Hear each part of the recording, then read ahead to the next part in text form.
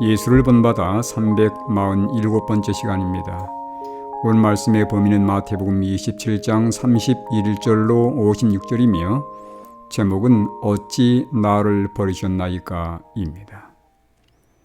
십자가에 예수님을 짓눌렀던 고통과 공포는 십자가로 인한 고통이나 그로 인한 죽음에서 오는 공포가 아니었습니다. 사람들이 죄의 해악성과 흉악성을 알지 못하고 여전히 죄에 빠져 멸망으로 향해 가고 있음을 아는 데서 오는 고통이었으며, 그분이 짊어진 모든 인생들의 죄 때문에 아버지와 영원히 분리되지 않을까 하는 고민에서 오는 두려움이었습니다. 예수님의 고통과 두려움은 이 세상 마지막에 하늘의 중보자가 탄원을 그치고 더 이상 중보가 없을 때 죄인들이 느낄 고통과 두려움이었습니다. 죄 없으신 예수님이 그러한 고통과 두려움을 느꼈다면 장차 죄인들이 느낄 그 고통과 두려움은 얼마나 심할까요? 그분의 심장을 파열시킨 요인은 아버지의 진노를 쏟아지게 한 죄에 대한 의식 때문이었습니다. 인류의 모든 죄를 하나도 남김없이 짊어지는 그분에게 하나님의 진노가 쏟아질 때 그분이 당하신 고통과 두려움은 이루 말로 형용할 수 없었습니다. 하늘의 천사들도 차마 이 광경을 볼 수 없었으며 하늘의 태양도 이 광경을 비추기를 꺼려했습니다.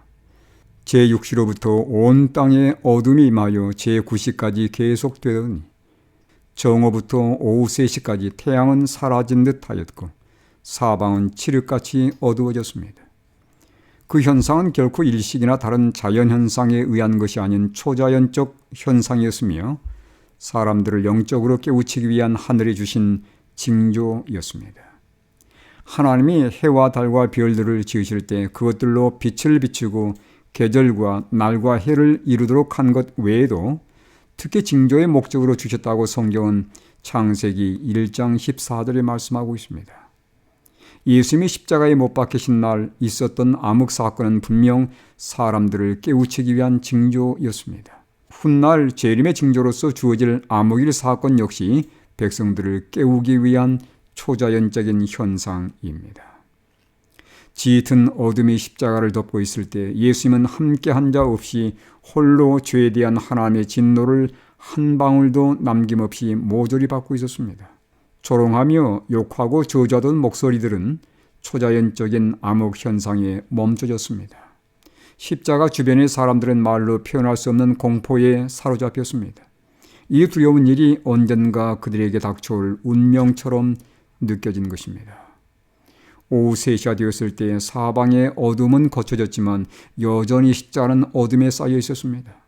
성난 번개불이 하나님의 진노처럼 십자가를 무섭게 공격할 때 예수님은 크게 소리를 질렀습니다. 엘리 엘리 라마 사박다니. 그 뜻은 나의 하나님 어찌하여 나를 버리셨나이까 라는 뜻이었습니다. 이 말씀은 가상 7원 중 4번째 말씀으로 죄가 가져온 하나님과의 영원한 분리에서 오는 고통과 두려움에서 예수님이 외친 부르짖음이었습니다. 그러나 사람들은 십자가에 여전히 둘려있는 어둠과 성난 번개불을 보면서 예수가 자신을 하나님의 아들이라고 주장했기에 하늘로부터 천벌을 받는 것이라고 생각했습니다. 인류의 모든 죄를 짊어지고 죽으신 예수님은 하나님과 완전히 분리되는 죽음, 즉 둘째 사망을 경험하고 계셨습니다. 그 죽음은 믿음의 기회를 거절하고 죄를 끝까지 붙들고 불순종하게 살았던 죄인들이 장차 치르게 될 죄의 삭시입니다. 십자가의 비밀을 깨달은 바울은 이렇게 기록하고 있습니다. 하나님의 죄를 알지도 못하신 이를 우리를 대신하여 죄로 삼으신 것은 우리로 하여금 그 안에서 하나님의 의가 되게 하려 함이라. 고린도후서 5장 21절의 말씀입니다. 죄를 알지도 못하신 분이 나를 위하여 죄가 되시고 죄의 저주를 짊어지신 것입니다. 왜냐하면 인생들이 하나님의 도움 없이는 죄가 주는 절망적인 결과에서 결코 헤어나올 수 없다는 것을 예수님은 아셨기 때문입니다. 그래서 예수님의 십자가는 나를 향한 하나님의 말할 수 없는 사랑의 표징이며 죄에 대한 하나님의 궁극적인 심판입니다. 하나님은 죄인은 죽도록 사랑하시나 죄는 철저히 배격하시는 분입니다. 오늘도 주님의 십자가의 사랑을 붙들고 그분 앞에 나의 죄를 내려놓습니다.